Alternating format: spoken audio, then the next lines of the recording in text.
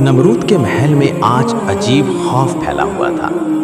सिपाही एक दूसरे को घूरते हुए भाग रहे थे। दरबारियों की आवाजें कानों को चीर रही थी और सब एक ही चीख लगा रहे थे, बादशाह सलामत, इब्राहिम ने हमारे बुतों को फिर चैलेंज कर दिया है। नमरूद गुस्से से उठ खड़ा हुआ।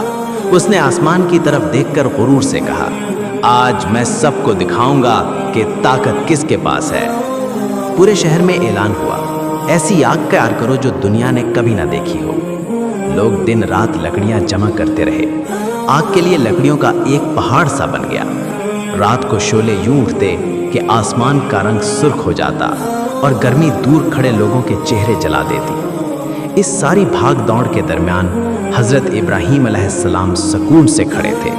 उनके चेहरे पर नूर था, दिल में मजबूत यकीन था और जुबान पर सिर्फ एक दुआ, हस्बी अल्लाह व निअमल वकील, मेरा कारसाज अल्लाह है। सिपाही एक दूसरे को हैरत होकर कह रहे थे, ये आग को देख रहा है मगर डर नहीं रहा।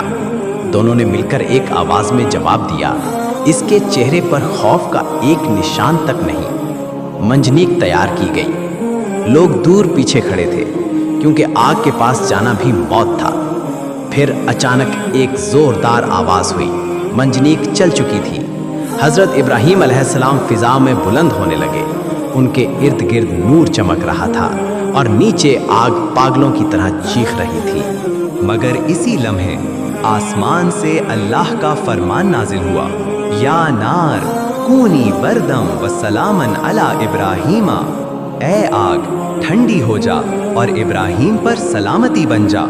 बस हुक्म आना था, आग के शोले रुक गए, गर्मी ठंडक में बदल गई और वो जगह एक पुरसुकून बाग बन गई। दरमियान में हजरत इब्राहीम नूर में डूबे मुस्कुरा रहे थे। उनके चेहरे का चमकता हुआ नूर पूरे माहौल को जगमगा रहा था, मगर चेहरा किसी को नजर न आ रहा था, सिर्फ एक रोशन शान। इधर निमरूद और उसके लोग सकते में आ गए। उनके गुरूर टूट गए। उन्हें पहली बार एहसास हुआ कि इंसान कमजोर है और अल्लाह सबसे ताकतवर है।